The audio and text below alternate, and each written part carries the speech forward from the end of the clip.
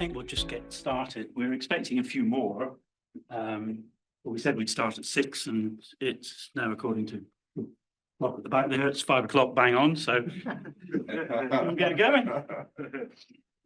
So I'm hoping that everyone online can hear us and see us. If someone could perhaps just send a little message on the chat. Yes, thank you very much, Chris. That's lovely. So let me.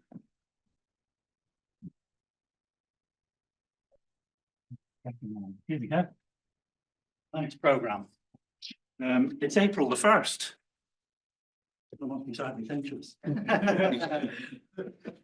Sorry, Neil.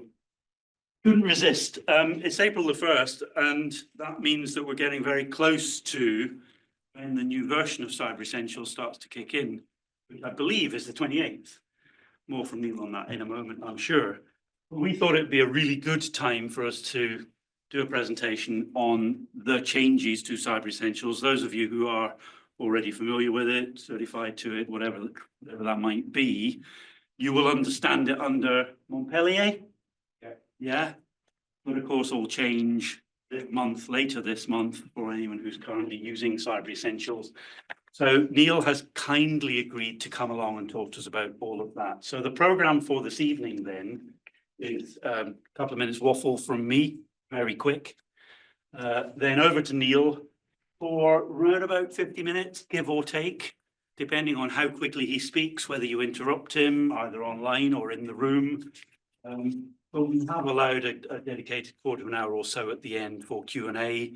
And of course, those who are here in London with us, you can badger him over a drink afterwards, next door, drinking a sandwich. He will thank me for this later, I'm sure. So, quick bit of housekeeping, if I may. We're on Zoom. I don't really know who's on the end of the Zoom, so no Chatham House. And in fact, we're recording the session tonight anyway, so that recording will go on the ISSG website against the event for anyone who was here, but indeed any BCS member can get to that and view the recording. So chat is now open for attendees online. One of our committee members, Fox, is monitoring all of that and will respond to questions as and when she can. Where she can't, then we'll hold them back for Neil at the end of the session and we'll wrap them all up together. So if you're online and you've got a question, please, as we go through the presentation, please just do pose your questions and we'll try and deal with them. And the final point we've already covered. We are recording. So, before we get into it then, we've got to do the selling session on BCS, who we are, what we stand for, how many members we've got, why we want them more, all of that good stuff. So we've got currently, I mean, I've been using this 70,000 number for a while now. I think it's quite a bit more than that, in fairness. We're represented in around about 150 odd countries. Up and down the UK, we've got 50 odd branches. So if you're a UK member already, you will probably be affiliated already to one of those branches. If you're not, make sure that you get that, make that happen. We've got about 40 odd student chapters. We've got 11 international sections, and we've got an equivalent number of branches and special interest groups, of which ISSG is one of them. ISSG being Information Security Specialist Group. And this was a quote from, it could just as easily have been from me, to be honest. BCS membership has helped me access a wealth of networking opportunities across a wide range of IT professionals and develop valuable professional relationships that have had a positive influence on my career. So I'm talking now to those of you who might not be BCS members, but might be considering it. Truthfully, honestly, for me personally, it's given me access to all sorts of areas of IT that I just never knew existed, never mind had connections with, and experienced professionals in all of those areas. And I get to come and do this stuff. Great. So don't just join the BCS, join and be engaged is my message. If you want to get the most out of it, you have to put just a little bit in as well. And it's really, you know, it's a very broad church. Very inclusive, and if you want to get involved, if you have a passion for anything technology or IT related, yes, is a great place to be. So ISSG then, we've been around for just over 40 years, started out as the computer security specialist group. We had our 40th anniversary over a year ago, 2 years ago, I believe. We're currently the largest specialist group, which seems appropriate since security, cyber, information security pretty much touches every single aspect of IT. That's the way I sell it. But if we've got 70,000 members in BCS and only 3,000 in ISSG, I mean, I would argue we should all be in ISSG. So I'm constantly promoting the idea of anyone who is involved in IT who has any interest or influence in information or cybersecurity. That's what we represent. What's probably slightly less known is that we also represent privacy. We do the data protection and the privacy angle as well. And we have relationships, fairly close relationships with quite a number of other specialist groups. So if you're interested in anything to do with information security, cybersecurity, privacy, data protection, any of those kinds of things, then my hope is that ISSG will be for you. Righty-ho. Current themes, final bit there. This year we've been focusing on cloud security, on quantum. We did a session at the Convene conference in February on quantum. We had a guy from IBM, brilliant session. Quantum's going to be, I think, big in the UK, indeed across the world, and I think its impact on information security, particularly around cryptography, will be significant. NCSC has just released some guidance on how to go about preparing for a post-quantum world from a crypto perspective. Definitely worth a look at, definitely worth not only thinking about, but starting to actively plan for.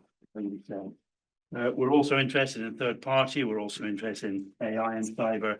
And tonight, it's cybersecurity standards, because it's all about cyber essentials. So that's kind of what we stand for and what we do. Just one very quick word about our next event, and then I'm going to hand over. Next event is on the 29th of April. It's this fella here, Robert Bond. We've been working with Robert on and off at various events for many years. He is one of the UK's most prominent privacy professionals, lawyers. He worked for all sorts of different organizations. He now runs his own company.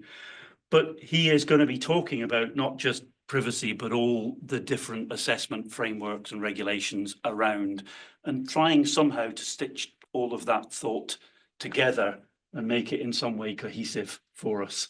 So he's proposing here that we think about whether we need some sort of assessments handbook as an organisation these days. Really looking forward to that. I was chatting to Robert just last week, and I know he's looking forward to it too. So there we go. So this fella that those of you who are online can't see him because he's hiding over there in the shadows. Here he is, Neil Furminger. Neil has worked in IT support and cybersecurity for quite a long time, really. And apparently, so it says here anyway, you can judge this for yourself. He has extensive experience working with a wide range of companies.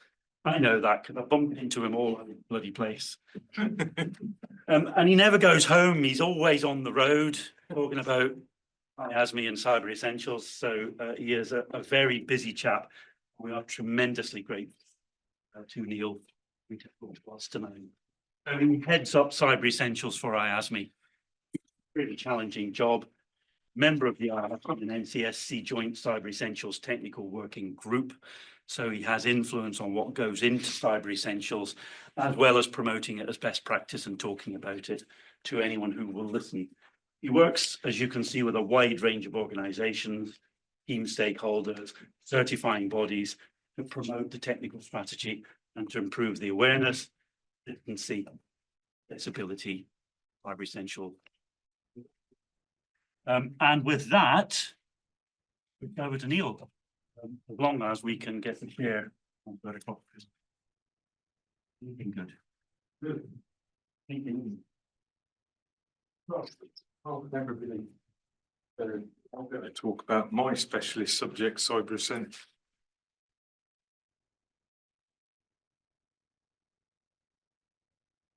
You working? We will. Yeah, we'll manage to. Right, Pete kind of stole my first slide. I've been working in this sector for a long time now. Actually, I've been working with IASME for 6 years, full time on Cyber Essentials. That's all I do is Cyber Essentials. I'm not working on any other scheme, whatever, but I work extremely, just to expand on what Steve was saying, I work extremely closely with the NCSC on delivering Cyber Essentials. I actually chair the technical working group on the scheme. I help write the requirements and the changes I'm going to talk about today. I help with national strategy about Cyber Essentials, and I also am the chief author of the question set. So if anybody's got any problems with the question set, please tell me. Right, it's working now. So I'll put this on because I want to explain that IASME, we work as a partnership with the NCSC. Very, very clear on that. Actually, today is the 5th anniversary of us becoming the sole partner for delivery of Cyber Essentials today. Okay, very proud of that because I've been there all the time. And I can tell you now, we really do work in partnership to deliver this. So very much, it's not all driven by the NCSC, you've got to do this. We're feeding back to them. And the clue's in the old name. Now, IASME used to stand for Information Assurance for Small Medium Enterprises. We're just IASME now, but we do stick up for the small medium enterprises, which is something that needs to be done with government. Okay, they focus a lot on the large organisations, and we feel we've got a voice and given the small organisations a voice through Cyber Essentials, through this partnership, and the government feel the same, and they really are keen on this partnership that we've had. They're using the example, etc. Right. So Cyber Essentials, what is it about? What are we trying to do? So it's different to other assurances that are out there. This is about control, technical control. And what are we trying to protect from? What the NCSC call commodity threats. These are the easy to run cyber attacks. Okay. So we've got social engineering, vulnerabilities, password guessing. You're all probably wondering why is something missing off there? Really big one, ransomware. But actually, ransomware is all three combined in some format. Very basic level. Okay, you need some form of that to run a ransomware. That's what we're trying to protect with Cyber Essentials. Okay. Common cyber attacks that are easy to run.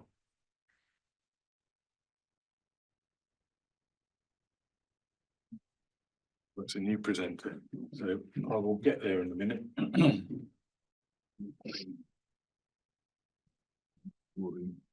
Okay, so Cyber Essentials, what is it? It is a set of technical controls to stop and prevent an incident or inhibit an incident from taking place.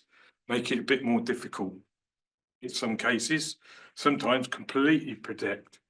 There is a stat out there that says Cyber Essentials controls stops 80% of common cyber attacks.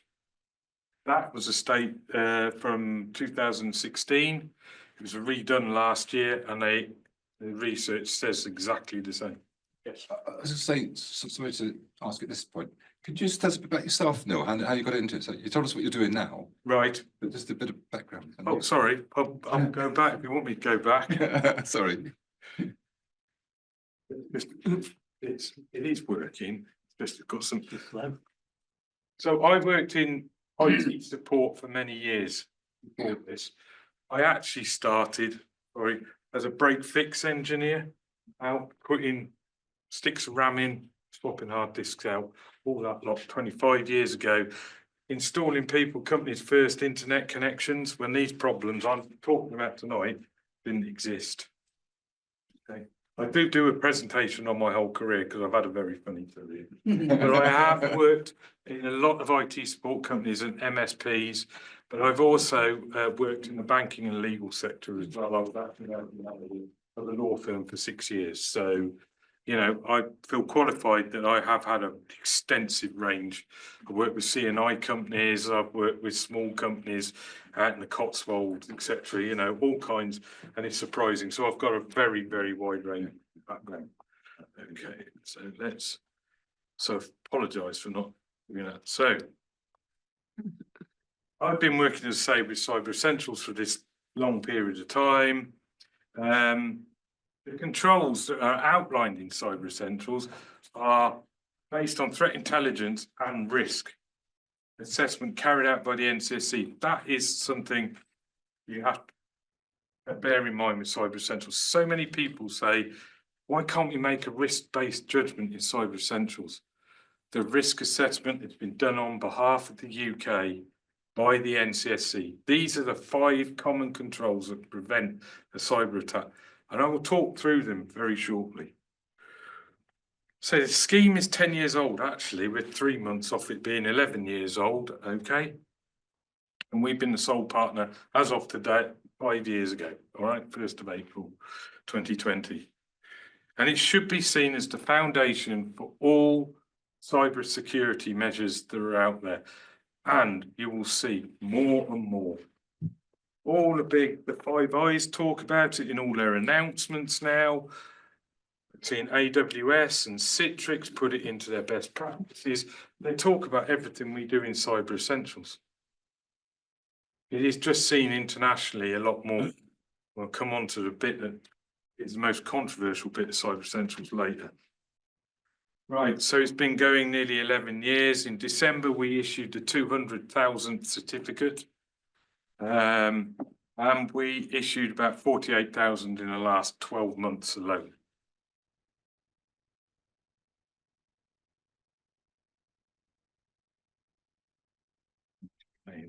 There we are. Right. Anyway, this is the growth. So 2.5 years ago, 3 years ago, we issued the 100,000 certificate. We issued the 200th in December. It is just taking off. There's a lot of interest from government. There's a lot of interest in supply chains. Okay, because the research and the impact report came out last year. I'll present some figures on that in a bit. But there's a lot more interest from this government, the new government. Okay, and a lot more from supply chains about the effectiveness of these controls to prevent. You have to remember that cyber security and cyber attacks is now the 3rd largest economy in the world. That came out of the International Monetary Forum at Davos last year. So if you can prevent it or inhibit it, you know, it's going to have a great effect on the economy at some stage as well. That is why there's so much interest. Yes. So if it's 200,000 certificates, Yeah. and they're only valid for a year, Yeah. is that is that including those repeat certificates? Yeah, it will do. Yeah. So we got about, it works out at about 37,500 companies currently at the moment. All right. But that is likely to change. So because the government want to put it through their supply chains. What they had already. Well, they have, but they want to enforce it even stronger. Right. Idle interest. My most recent certificate for the company I work for was issued in December. Does the 200,000th know who they are? Somebody will know who it is. I don't know who it is. It's just for idle interest. Given I'd love to know who it is.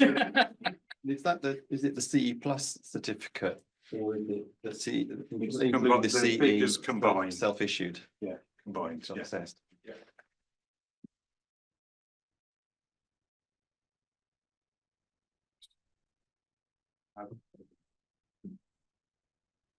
I can see one.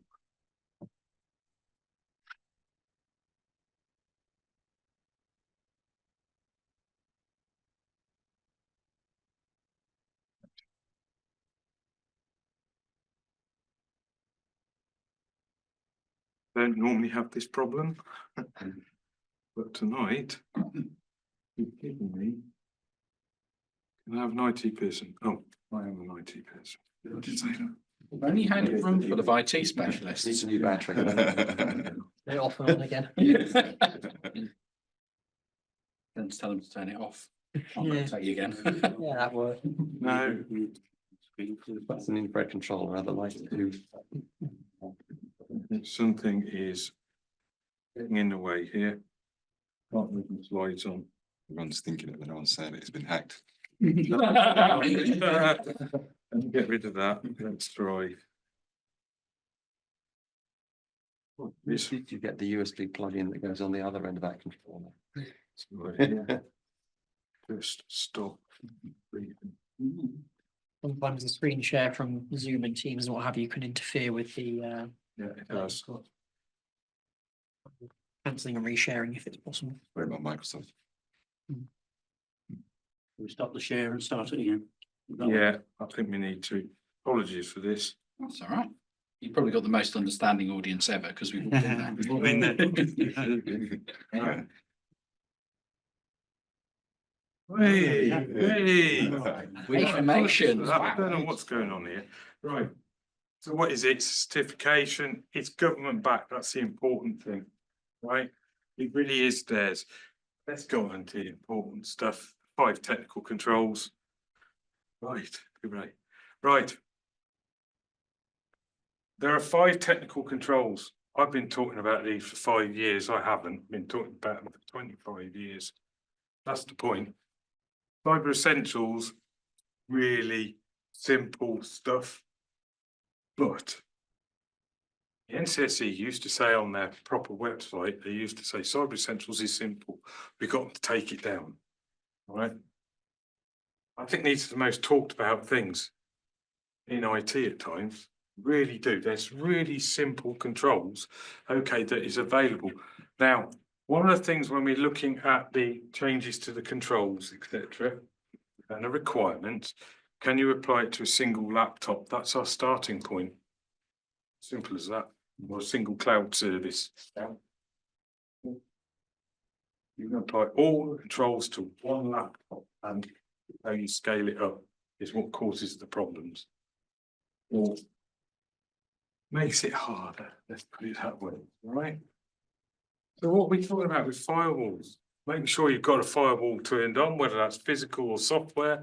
If you behind a physical firewall, still have the software firewall on, because we're talking about basics here, and we can get into the real granular stuff of we've got this policy to turn the software firewall on when it's off the network. But it includes in the name, it's Cyber Essentials, it's simple stuff, right? So some people won't have those facilities and understand group policy, local security policy to turn it off when they're, so we talk about really basic level stuff, right? This oil really at the roots. Make sure all inbound ports blocked. There is firewall providers out there, going to name names, who still allow all by default when you turn it on as it comes out of the box. That's frightening. All right, but it's really important to block those inbound ports, otherwise the world hackers can see you, or the cyber criminals, whatever you want to call them. Okay. Well, all controls need to be applied to physical and software firewalls. Really important. Because of course, what's happened in the last 5 years? Remote working. How many companies now are all based on home working, don't have an office anywhere? They're using a home internet connections, they can still be attacked. Secure configuration. I've added something to this today, actually, okay? So you need to remove your unrequired software and accounts. You're reducing your attack surface by doing that. It's amazing how many people don't take all that bloatware off from a brand new laptop. But did anybody remember the Lenovo issue a few years ago? Well, just remove it, you know, if you're not using it. There's also a cost benefit. A lot of that software requires licenses, so there's a Exactly, commercial yeah. benefit as well. Yeah. So we've got the access pins, passwords, unlock devices. That's all come about a bit because we're moving on with Windows Hello, etc., and it's still all configured, but it's something local on the machine.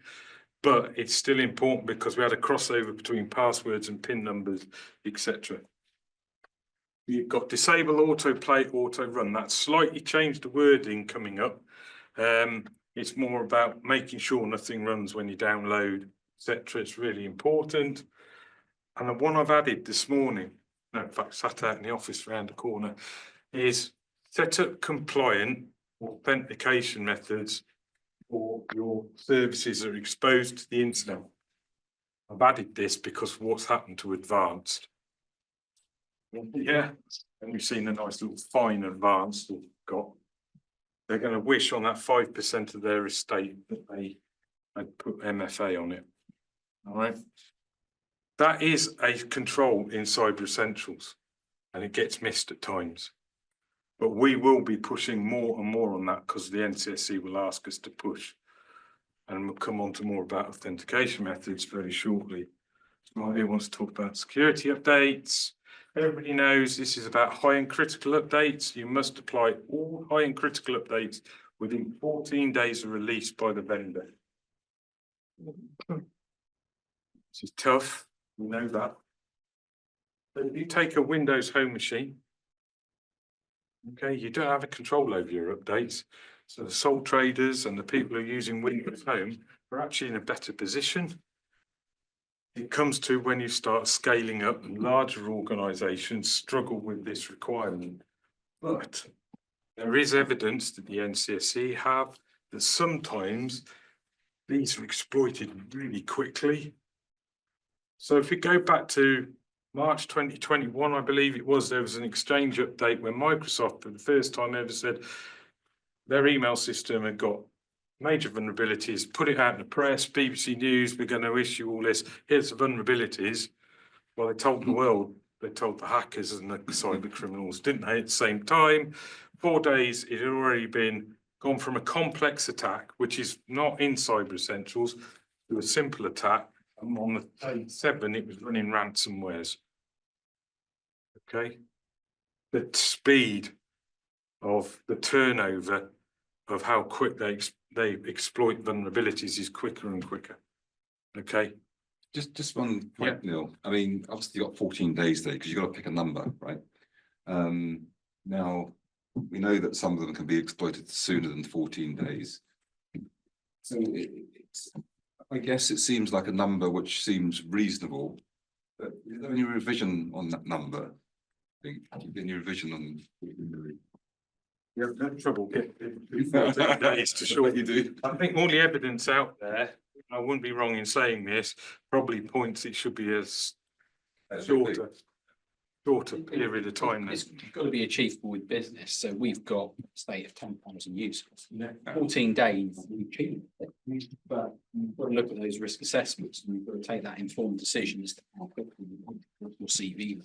Sitting there at 10, yes, you need to get it out ASAP because it's likely to be zero effort to exploit. But if you're down there at a 7, you know, it might tip 12, 13 days. They do. It's difficult to say on this one, okay?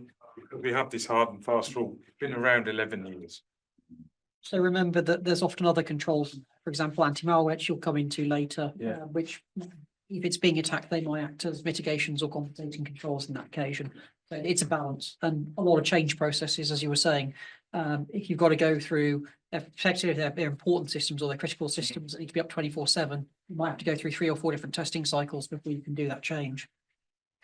So sorry, Neil, to interrupt, but I guess the final point is that 14 days is the maximum for Cyber Essentials. Any individual organisation can decide that their risk appetite means that it has to be 7 or 5 or 3. Yeah, exactly. You know, you can do it in less if that's what your risk appetite dictates.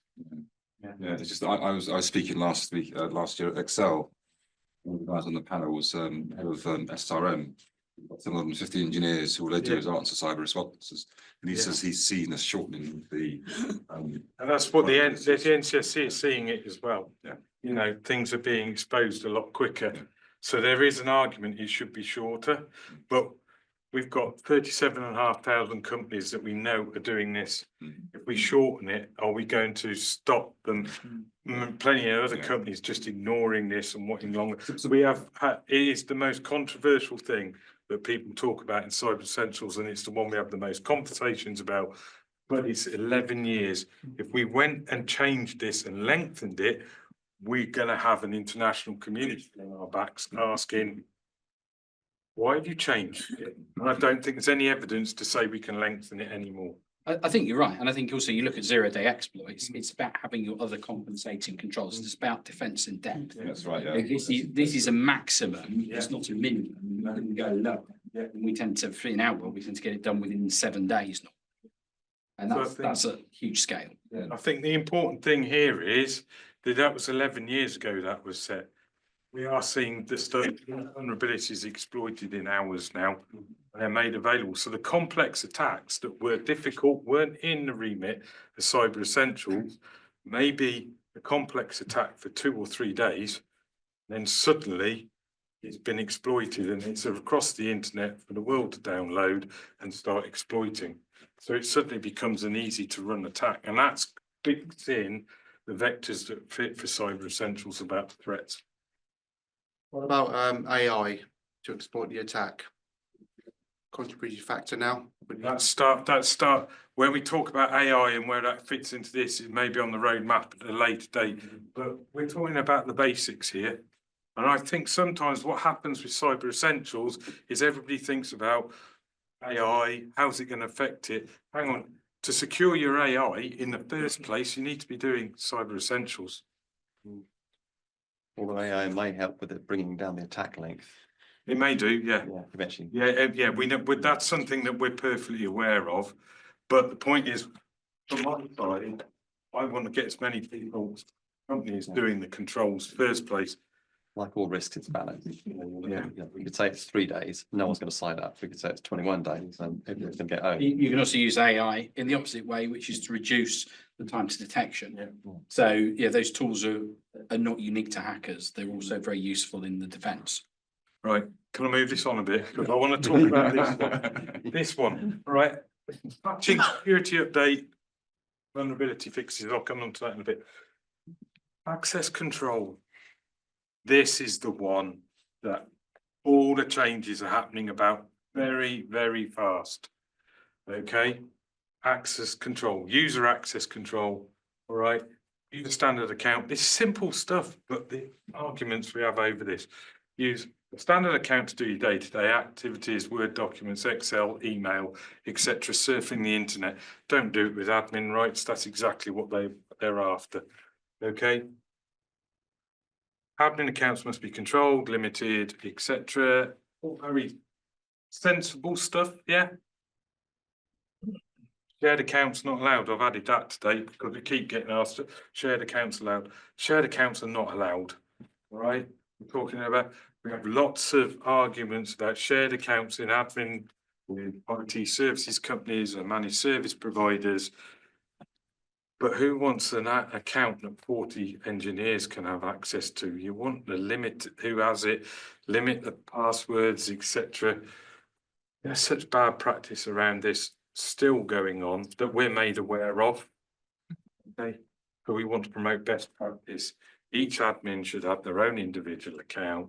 You can stop them if they leave the company or move on to a different department, etc. It's just simple common sense. We think multi-factor. This is the beginning. This is the journey we're on now.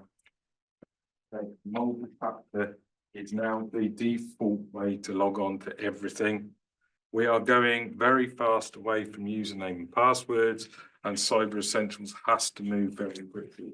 So over the next 3 years, there is a roadmap that is being put together that Cyber Essentials will be changing, and this control will change. Not this year, because the NCSC updated their multi-factor authentication guidance 3 days after we launched these new requirements.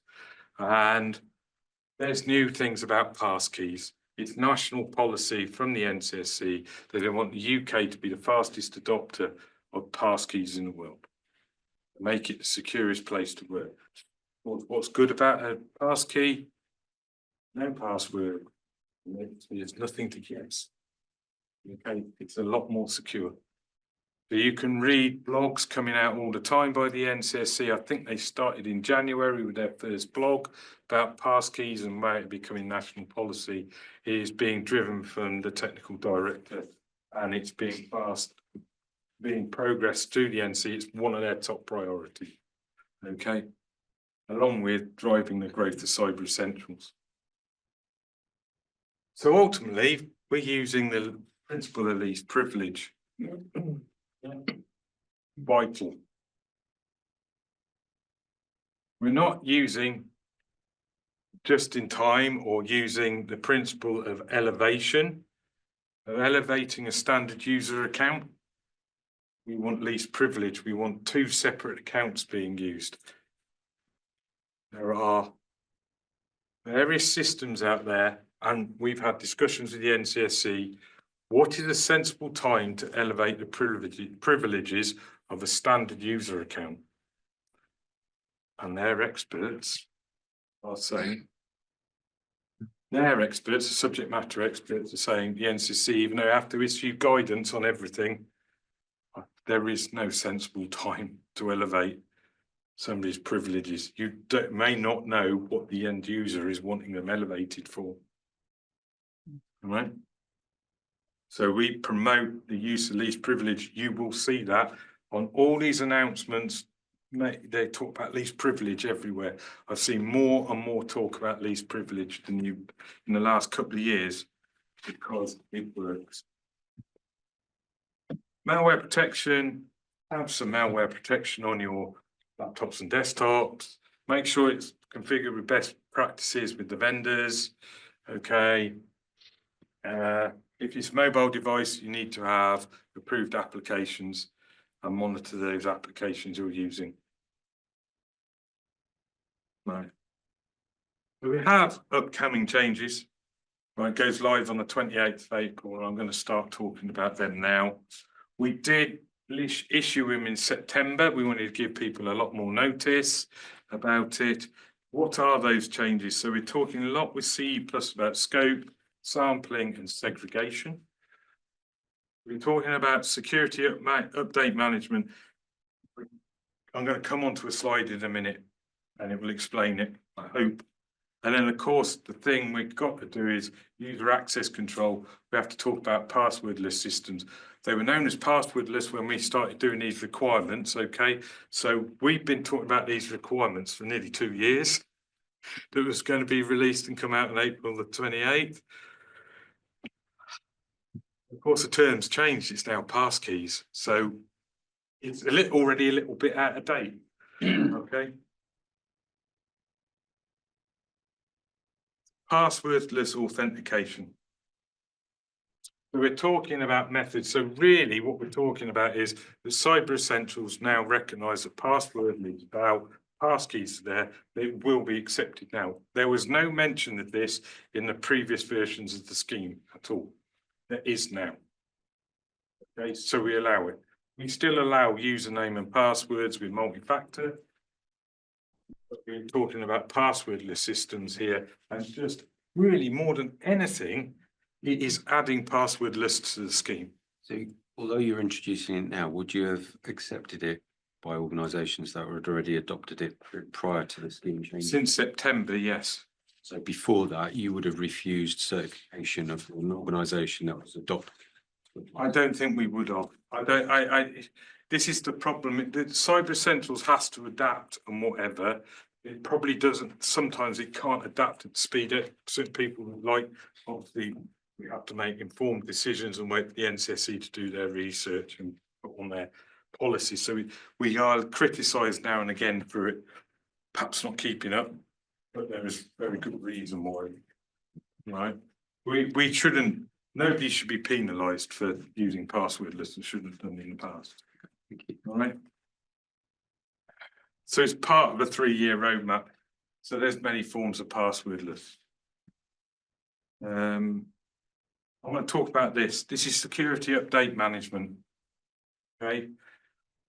We're not mentioning in the document any more updates and patches. We call them vulnerability fixes. Okay. Right. The reason why is there are major vulnerabilities out there that can be fixed, mainly on enterprise systems, okay, with a registry change, a configuration change. A 9.8 critical vulnerability that was on Microsoft Exchange about this time last year was fixed by installing a feature update. But we have plenty of people arguing it's not a patch or an update, we're not going to apply it. That's not in the best interest of the applicants and the people doing Cyber Essentials. It was a simple fix. Okay. So we want all those vulnerabilities fixed, whatever method or fix is published by organizations. Like Log4j, it's a config change. Exactly like Log4j.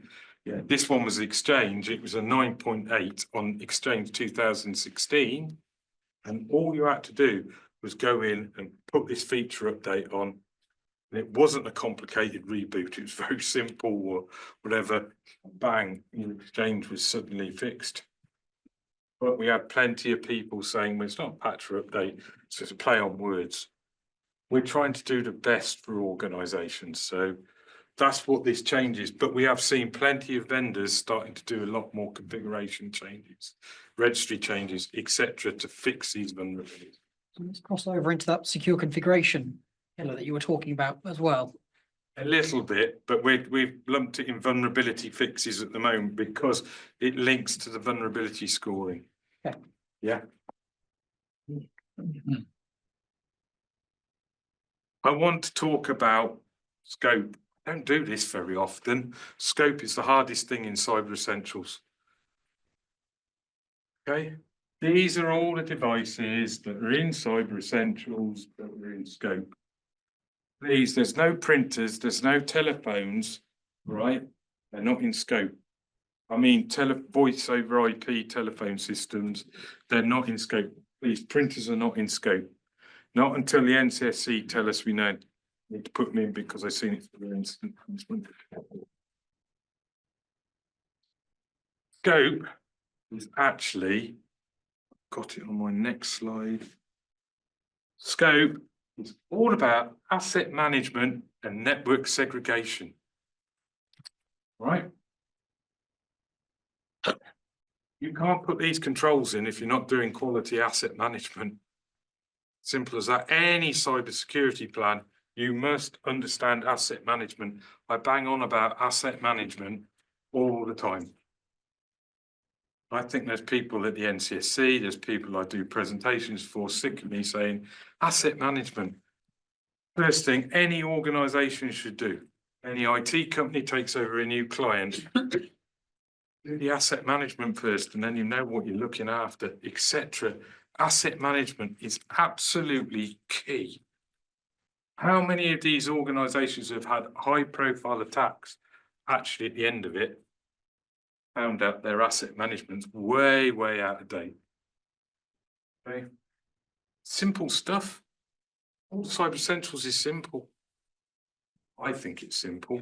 Maybe I'm simplifying it too much because I'm on it every day and help create the rules. But asset management.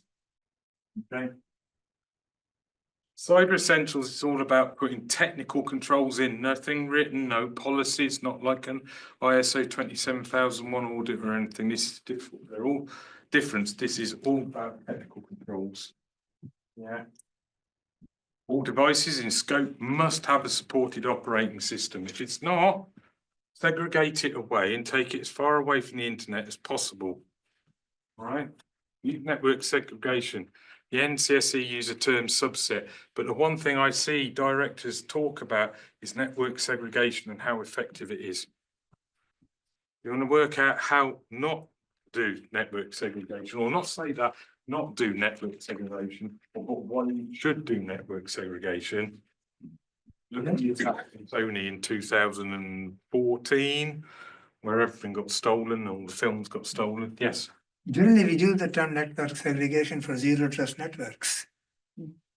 Come on to that, right? Okay, scope has to have technical boundaries, right? Not by location, not by project, not by division. There's got to be a technical boundary because that's what we're doing in Cyber Essentials. These things inhibit a written policy or my accounts team, but they're on the same as the HR team. But we're only going to do the accounts team. Well, an issue in the HR team could scupper the Cyber Essentials. Yeah. Simple stuff. I think it's simple. Okay. Cloud services cannot be excluded. Why? So We're like, looking at threats from the internet. Every cloud service, you've got to go across the internet to get to it. The amount we tried to say AWS is out of scope. This is one of the easiest things to keep in scope. Azure, it's out of scope. And you're going, yeah, but we don't deal with misconfigurations, but it's a vulnerability in something in Azure or the RDP protocol that fits the remit of Cyber Essentials and you're accessing it that way. That brings it into scope. Cloud services access across the internet. You can't exclude them. Unsupported OSs, operating systems, take them out of scope. Use network segregation. Take them away from a defined second hop away from the internet. Can you use segregation to isolate cloud services? Because a lot of cloud services will allow you to say only accept inbound traffic from these IP ranges or those sorts of things. We know all about that. Problem is, we're still protecting from threats across the internet and it's Cyber Essentials. It's better to not go granular and go wide range with the scheme. The bottom one, yeah, so access control lists, firewall, individual firewall devices not allowed. All right. We have had examples where we're going to put an individual firewall rule in place for our estate, 100 Windows 7 machines, and you just go, oh, really? You know, But that's we're a trying technical to encourage control. best practice. But that's a technical control. On the one hand, you're saying you want technical controls. Yeah, but it's an individual machine, and we're talking, the scope is outlined by networks, really. Okay. Yeah. We can talk about it. There are plenty of arguments over we should do individuals, etc. But you're still using the same firewall to set that rule. That firewall is in scope, and everything that connects to that firewall needs to be using a supported operating system. Okay. So what segregation do we allow?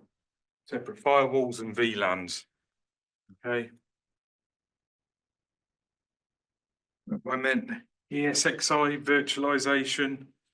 That's a bit tricky. Because one of the most prevalent ransomwares going on at the moment is directly against ESXi server. Okay. And how easy is it to disrupt an ESXi server? Get in, delete the network config file, gone, you've lost it. And there are attacks that fit the vectors of Cyber Essentials that have been put down to that. So not using software, VLANs into hypervisors doesn't really work for this, all right? You need those physical devices in place. So, using a segregated network to take things out of scope. Yeah. But if it's got internet access, it's now back in scope and it's failing.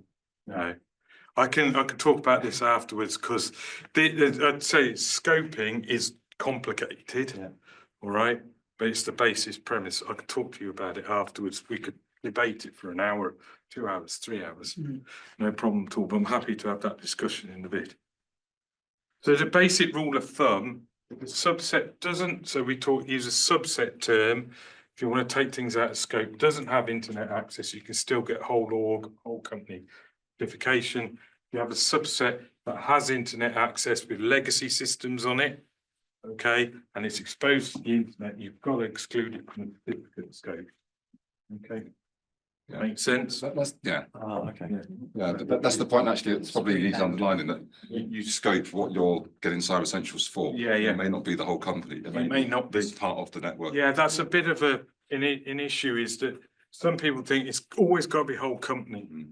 There are rules here using network segregation and our defined term as subset, which is defined in the requirements document that allows you to do different areas and segments of your business. All right, you don't have, it's not all whole company.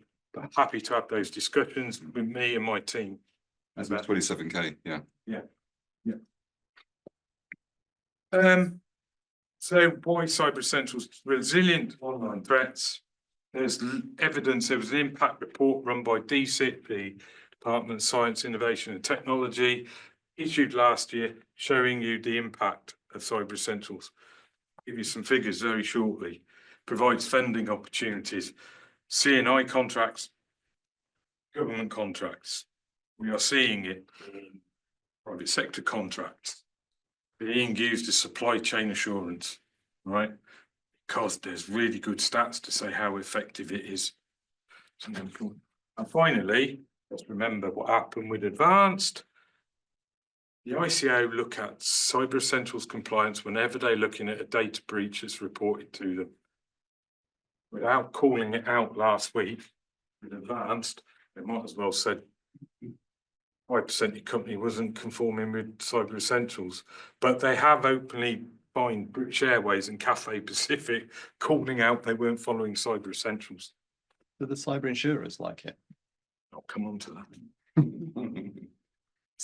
Right, so you all know it's 2-part certificate. Right. They fit hand in glove. If anybody tells you that Cyber Essentials Plus is different to Cyber Essentials, please talk to me, because they're not. We are trying to bring the balance back. This is the change for Cyber Essentials Plus this year, is that assessors are going to be asked to verify the scope that's outlined in the self-assessment. Loads of them already doing it, but we also have loads who aren't actually treating like 5 separate tests on a sample. But we need this to be, because I think it's safe to say that the world looks at Cyber Essentials, and there's plenty of conversations go on with other organisations around the world about how effective Cyber Essentials is. And one of the questions I was told was, how have you made it so successful? We've tried to get something going for years, but you've got tens of thousands of certificates going on. We're struggling. We've got 800 in our scheme. We've been running 5 years. Sticking to the guns, getting it right, getting the government backing. But we've got to make it, that's why they're looking at this. Every time we release some requirements, the NCSE field questions, why have you made this change? From Australia, from Japan, America, Canada, you name it. They're asking the questions. Why have you made this change? Well, we can't change it 14 days. It'll cause uproar, I think, if we change 14 days. So the differences, there are no differences. It's totally linked. All right. And that's what we're trying to address the balance with. If any assessor comes to you and you're doing a CE plus, and they say, we're actually just trying to make it standard process across all certifying bodies that they're doing that verification stages that we require. Okay, so I say at the bottom, we're going to ask them to verify the scope, sample, and any segregation that's in place. It's basically, we're asking them, I'm going to say this because I've been getting a lot of negative feedback on it. Let's be professional about it. They are saying this is difficult. It's not. It is about checking if the company's doing asset management more than anything. And what they've declared in the self-assessment, does it match up with their asset management? Or in fact, are they doing any asset management? How did you get to those figures then if you're not doing any asset management? All right. Asset management, again, that's the continuing theme, is really important. Almost the only difference, who signs off the report? In CE, the company signs off the report, and CE plus, the signs off the report. The audit should be, yes, it's different. That's the difference. Right. Cyber insurance, right. If you're a company with less than £20 million turnover, you will get some cyber insurance. Okay. But the certification must be whole thing. Right, it's provided by AIG. Now, hopefully, on the next slide, because this is a relatively new presentation, this was announced at CyberQ UK last year. You are 92% less likely to claim on your cyber insurance if you've got the Cyber Essentials controls in place. That comes from the insurance industry. It comes from AIG, but it's been talked about with the insurance industry ever since the NCSC published that stat, and I'm allowed to use that stat in public. Right. No, it comes with a self-assessment if you've got a turnover of under less than 20 million. Wow. Right? AIG sell exactly the same product. That's why they do non-CE customers, and that's why they can compare. So that's what they're seeing. Okay. So we had the impact evaluation, really good stats here. Say 92% fewer claims. 69% increase on market competitiveness. 88% believe they've improved their understanding of cybersecurity risks.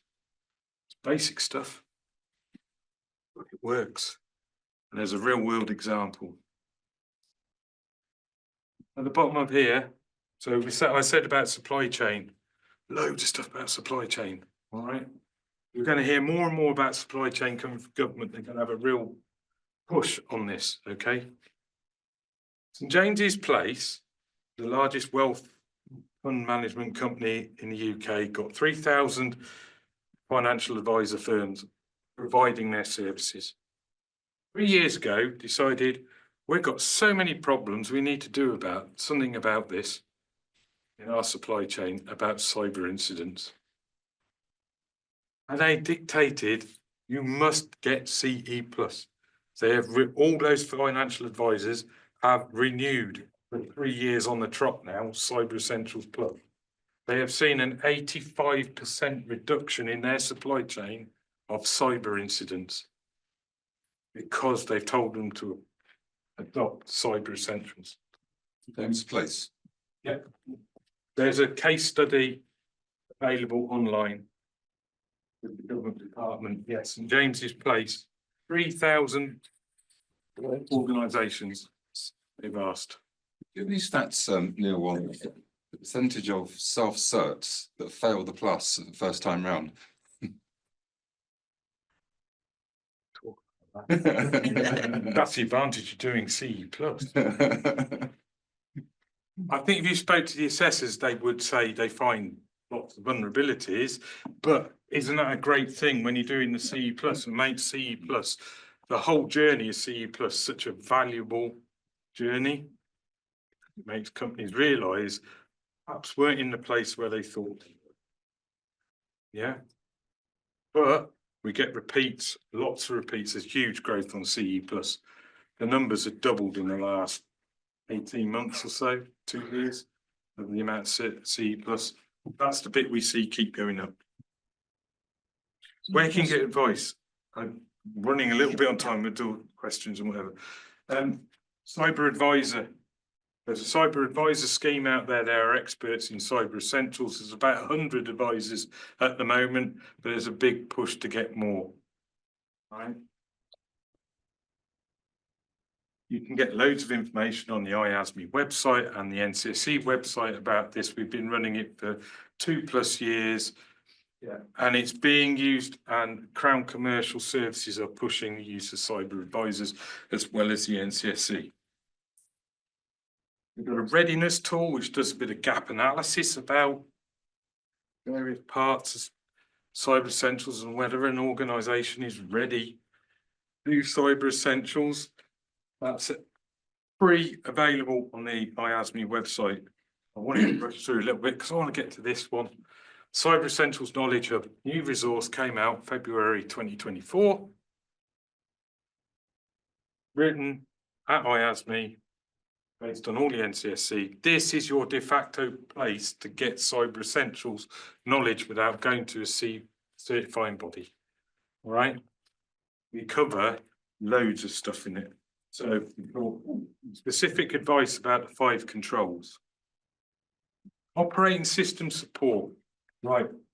We demystify the operating system support so you know which operating systems, where their end of life dates are, etc. To make it easier for every applicant.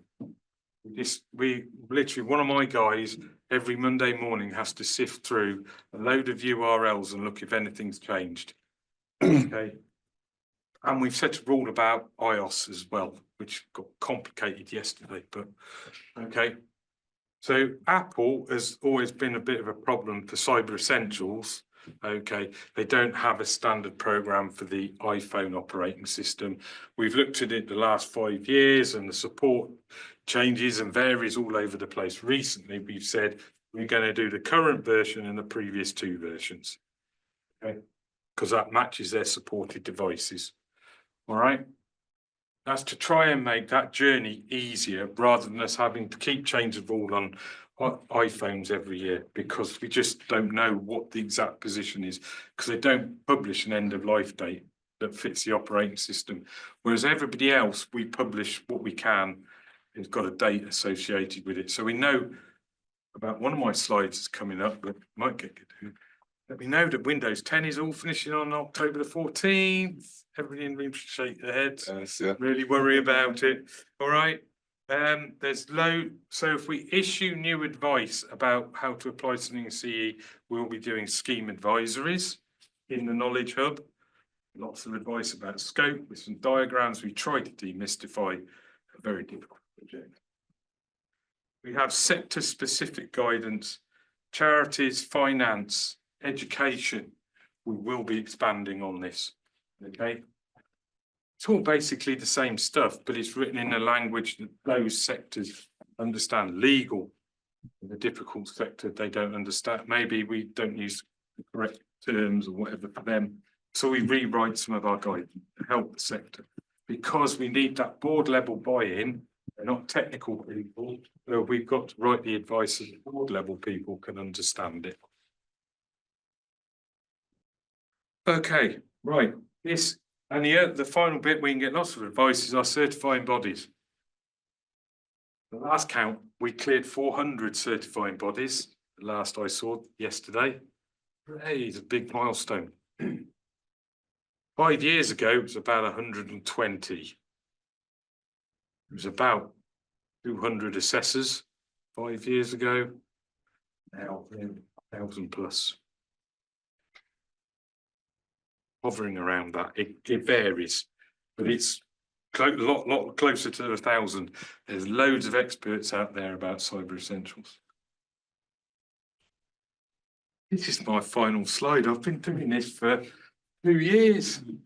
All right, 2 years. I've been messaged with the NCSC, Windows 10. But does everybody know about all the Microsoft products that go in end of life? Is there as many yeses and willing? Did any of you know Exchange is gone this year? It seems shaking the heads up there. Microsoft Exchange on premise has gone. They want Microsoft turned to a cloud vendor effectively. That doesn't cover enterprise. Which one? So enterprise, is it 2021 H2, is it goes on until 27, I think? If you buy an extended support program, yes. If it's enterprise license, then it continues on. No, you've got to, no, we checked this with Microsoft. You have to buy an extended security update program. Okay. Yeah. If it's right, let's clear this up. My audience is quite large here, right? Right. Enterprise and education versions of Windows 10, you can get extended security updates for 3 years. Okay, if you pay a fee each year. Right, yeah. Windows Home and Pro, you can buy an extended program, we believe, for £30. for 1 year and then it ceases. But basically, to have an extended program, security updates, you've got to purchase something. Charity and education get it cheaper, naturally, because it fits their licensing model. We're not sure what the figures are, but we've heard rumours it's £30 and it's £60 and £120. There's all kind of rumours, but it depends on what model you're comparing to the US dollar. Whether Trump decides that's something that needs to have a trade, whatever on it, and Cost might also vary if you deploy the key through the Azure Arc agent or not. I know they're holding companies over a barrel over that as well. Like, yeah, So- you get extended support key, but you have to pay 4 to 5 times more to do it through GPO versus Arc. if you go to Knowledge Hub, Windows 10 page, we've put all the links on there for you. All right, One upside, we should have completed our Windows 11 update by the summer, so. well done. Yeah, brilliant. That's magic. But yeah, there's those Office apps as well.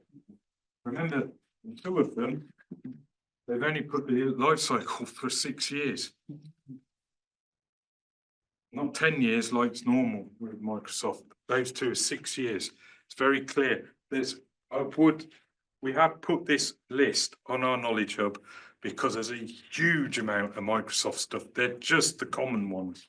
Absolutely loads going end of life this year. They're pushing everybody into cloud.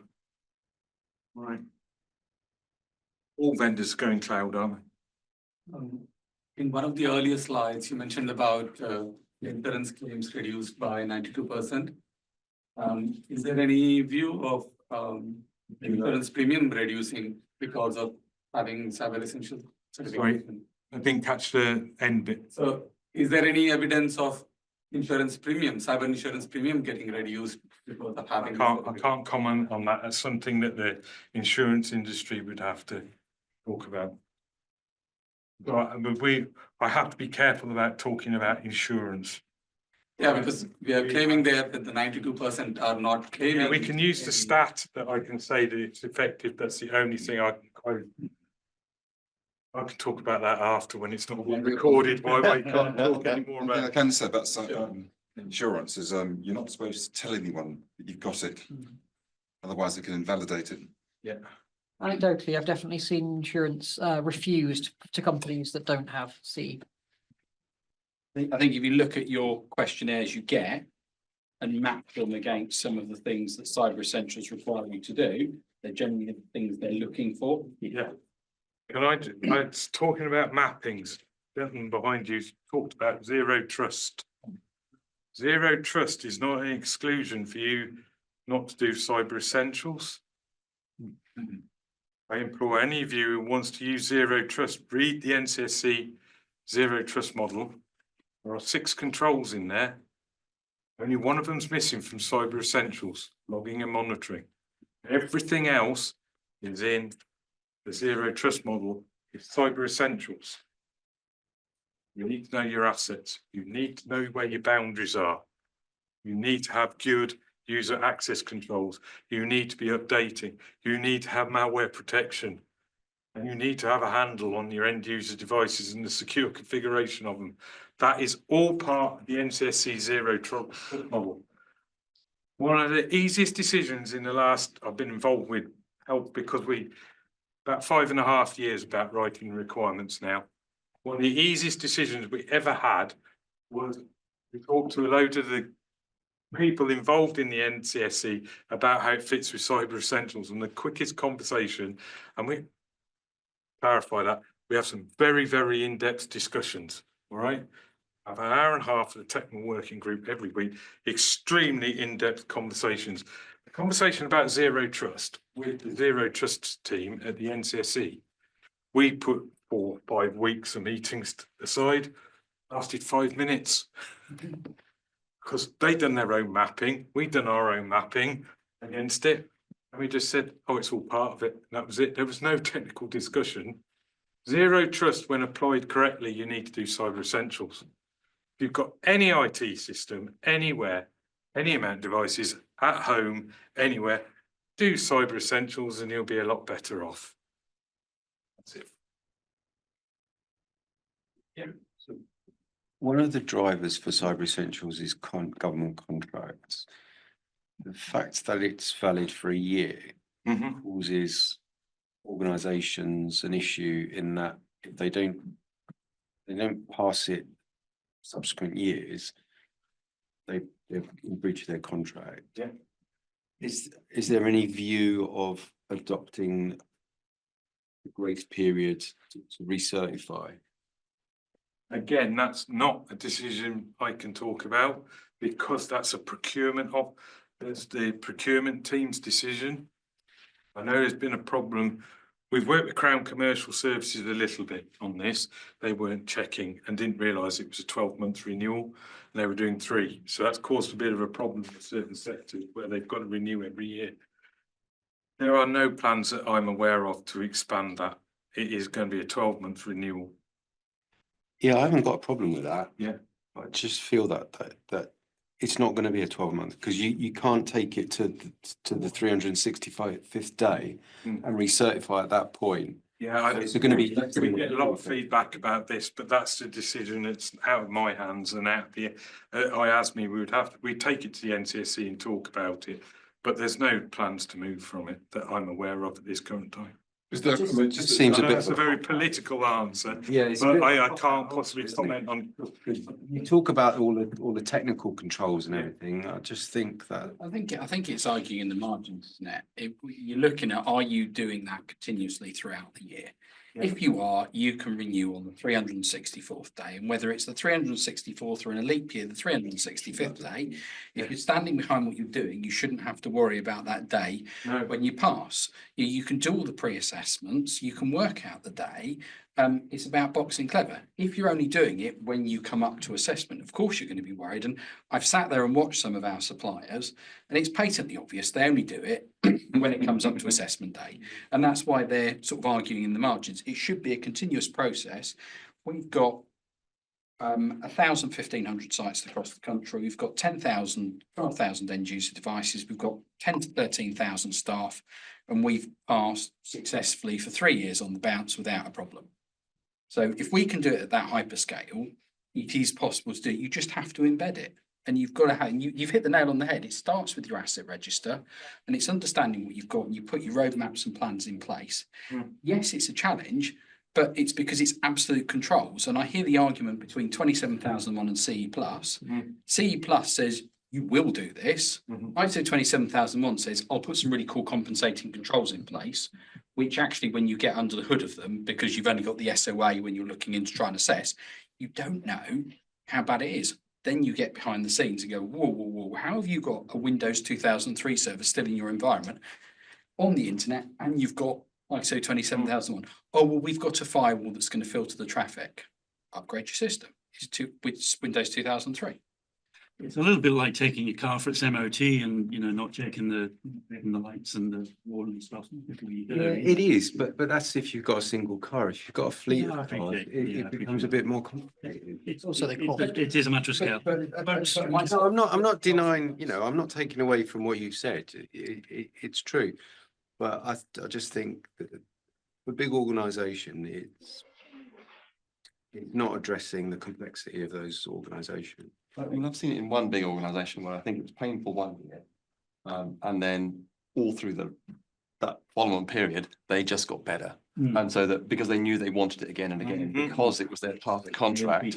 And so by the time they came around the second time, they had some systems in place. So they could say, here's the score of patched machines. Here's the, you know, here is our. We have large organisations who start off by doing it in network segments. And they keep adding networks every year till they get whole company.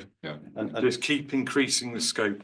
First year is harder. The first year is always hard, whether you you don't improve your systems to make the second year easier. it's hard for a sole trader, it's hard for the largest organisation. And that's what I'm saying. It's not easy, it's hard to start with. But boy, they will see the benefits if they do it. Saves money and drives productivity. I want to play fair by the guys who are online today because we've got lots of people in the room shouting questions out, but we've got a few folks here asking questions too. So, and also bearing in mind, you folks have got Neil to talk to over a drink. So, question from Jim. Steve, can you hear me? Yes, we can. Yeah, go ahead. Hello. Yes, I've been trying to get in to ask the questions. I wasn't sure if you were going to ask them. Yeah, go for it. Thank But you. I just wanted to very, very quickly say that, yes, the first year is hard. The second year is hard as well. Lessons learned, and you make it embedded as business as usual, and you're on the right track for what the Cyber Essentials is trying to do. So there's a question from Jim earlier. He asked what the pass rates were for the Cyber Essentials versus time to uplift to Cyber Essentials Plus, i.e., who drops out? Do you have any numbers on that? No, we don't, because it's difficult, because some companies only want to go to self-assessment that maybe all of the procurement team is asking for. They may only say Cyber Essentials, so they don't, it's hard to get that figure there. It's not something we've been asked for. We may have been asked for it, actually, sorry, but it's not something we provide. It'd be something for the NCSC to allow us to create. Again, sorry, political, because give me a political answer. Yes, fine. Fox, have you got some more? I do indeed. Another question from Jim was a little bit more possibly political. Will Cyber Essentials tackle access control, specifically account recovery? Don't talk about account recovery, not at the moment. I would love to know more why I think account recovery would be involved. Yeah, people don't. I've just unmuted myself if it helps. Oh. I would watch out. I would say this: the user access control. There's going to be more and more information and thoughts about how that fits in about attacks. So I can understand where account recovery comes in, and it's more about interception of those account recovery texts, emails, etc. Watch this space about all this, because there's lots of conversations about whether we're going to enforce more about MFA, whether we're going to not allow certain types of MFA. This would bring in account recovery, etc. So it's kind of early days how we develop the user access control, but it's going to move at pace. Right. Fox, we'll just do one more question from your online audience, and then we'll take another one from the room, if that's okay. Yeah. Okay, there's one that's been getting a bit of traction in the room. Will the government be looking for freelance software engineers, as an example, to get Cyber Essentials certified before engaging them in government or even NHS work? And somebody from a university has mentioned that actually they already do.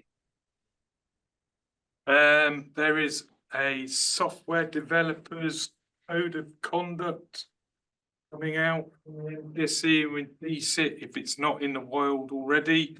And again, it'll be up to them, but this is more about secure by design as well, actually. The last time I was here, actually, the person from the one of the government departments was here talking about secure by design.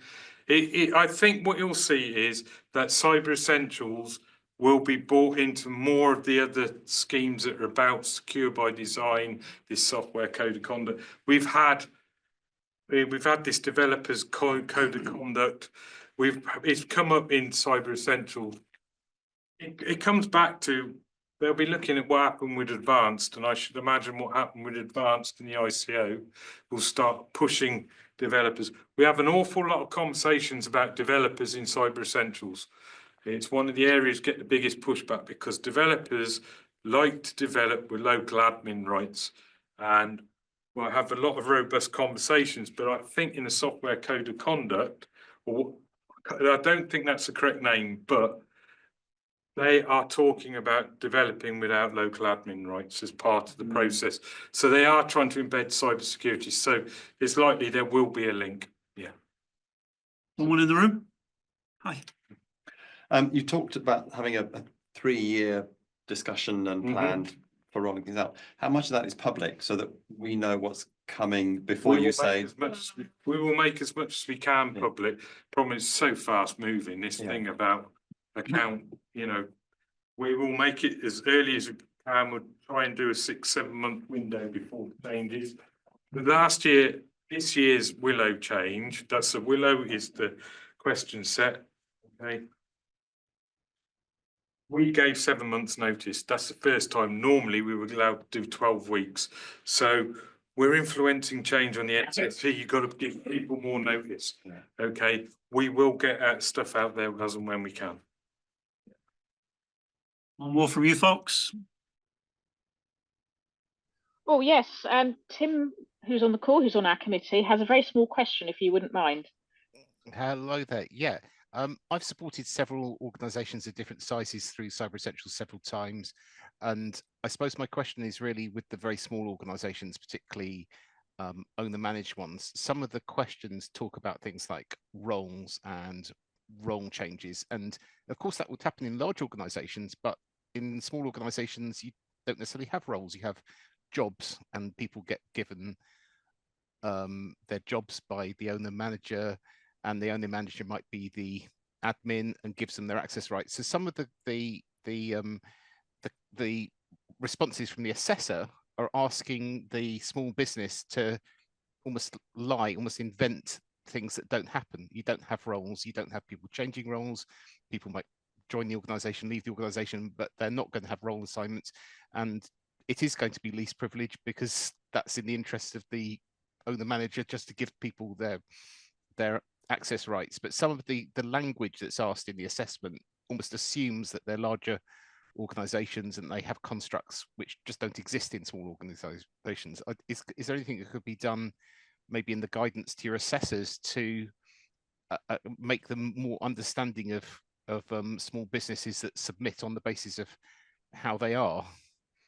That's exactly why the Cyber Advisor Programme was brought up, because we have this disconnect with some assessors because their experience is large organisations and others is small organisations. So we have these cyber consultants, which is they give consultation to large organisations. Cyber advisors do SMEs. There is still a desire from the NCSC to make the question set one size fits all. I can tell you now that a lot of large companies think the question set is small organisations, large organisations think it, vice versa, and it's this seesaw. Okay, that's why we balance it out with the Knowledge Hub now. We equally have that problem with the assessors. So we have loads that got large company experience, and then we got loads of specialists in the small, medium enterprise area. And it is that lack of understanding sometimes. Cyber Essentials at every single level, everywhere you talk about it, anybody who's involved in it is an education process. I have to teach everybody about everything. That's why I'm round robin in all my IT support career, but I think that's what makes me great at this, because I've worked in large, I've worked in small, I understand the differences, and our team understand those differences. It's really, really difficult.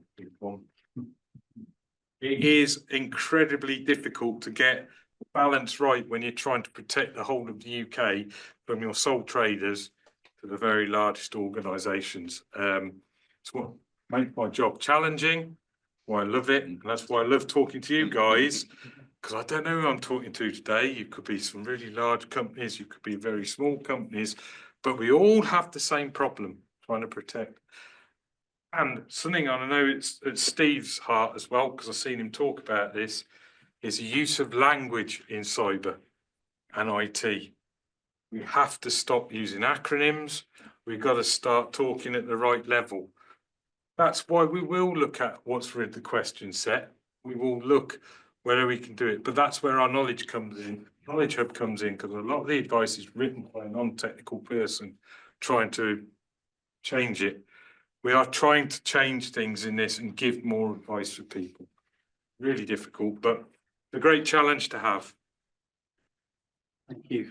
I think we've got time for one more question in the room, possibly one more online, and then we'll probably need to wrap it up. It's just understanding whether you've got a forum for the assessors where they can share experiences and pose questions to each other. Yeah, we've been running a IASME, what's now Engage forum for a long, long time. We have regional events with them. We go and meet as many assessors as we can. possibly at regional events, and yeah, we have this sharing.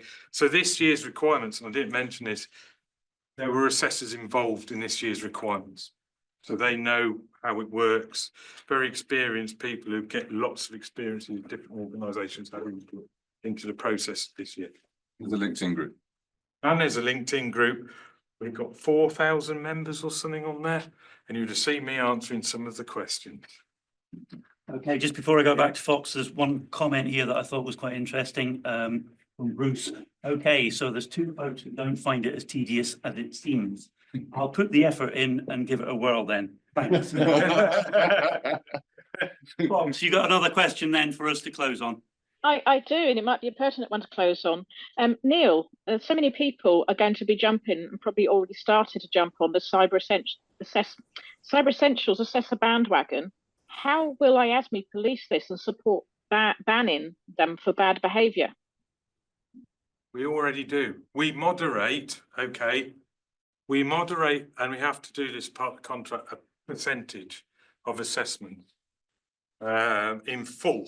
Completely in full. We're going to change that, and very cleverly the auto fail questions we're going to move to a different larger percentage of moderations. We do check, we do an awful lot of quality control over the assessments. We do react to feedback, and we know there are issues out there about consistency, certainly a CE plus, okay, but we're expanding our team at IASME. 5 years ago, IASME was a 20-man company. We're 120 people now. My team alone has expanded and will expand to do exactly this kind of work. We're trying to make Cyber Essentials a really first-class product and as consistent for everybody who's involved in it. And as you can imagine, it's a challenge to keep on top of 1,000 experts who think they all know it, but don't see it from the national level like I do, and with my team who see it that way, to try and keep this scheme consistent. I'd say 27,001, they would love to do 30, 40,000 certificates in the UK a year and keep a scheme consistent. It's a really big challenge, but we do police the scheme a lot. All right. I hope that helps. Thank you. Thank you, Neil. For that. Thank you very much. Fox, thanks very much for looking after all the online. I'm conscious that there are a few questions online that we maybe haven't got around to answering. And while the folks in the room are going to have a chance to go and have something to eat and a drink and carry on talking about this, those questions, I hope, maybe Fox, can you take a copy of them and we'll try and get them across to Neil and try and get them answered by email somehow to all of the people who've signed up for the event today so that we haven't missed anything out. It's clear that there's a huge amount of interest in Cyber Essentials. It continues to grow, which is great. Yes. And can we book you for next year when the next one comes out? Because I have a feeling that there's going to be a whole bunch of even better and bigger and better questions. It keeps evolving. That's great. It keeps evolving. So thanks to a few folks here. Thanks to Paul at the back here for kind of organising things, keeping us all on track. Thanks to Fox Online for looking after all of the online attendees, making sure that they were cared and loved, and even though they're not going to get a sandwich and a glass of orange juice or wine, we still care for them. And we're going to try and do something different in the not too distant future in terms of the online. So maybe worth going and talking to some of your local branches. If you think there are events that we as ISSG are doing that would benefit from a sort of regional event like this, dialing into the main event here in London so that we can get the benefit of the networking afterwards, as well as, you know, just here in London, we can have maybe an event in Manchester, an event in London here, one up in Edinburgh, maybe, where folks get together in a local centre, maybe the normal branch place, often a university, dial into the event here in London, get the benefit of listening to the speaker, but then afterwards they get the benefits of the networking bit and carrying on the evening. Then that feels to me as if it's bringing out the best in hybrid, but also bringing out the best in PCS, because we get the chance to meet and talk and socialise a little bit afterwards. So have a little think about that. We're going to try and see how we can make that work. I'm going to reach out, hate the term, to all of the branch chairs to find out whether anyone would like to work with us on that. And in that way, we hope we can make it even more interesting for those people who can't make it down to London. So Neil, final thing, thank you very much indeed. Thanks for coming again.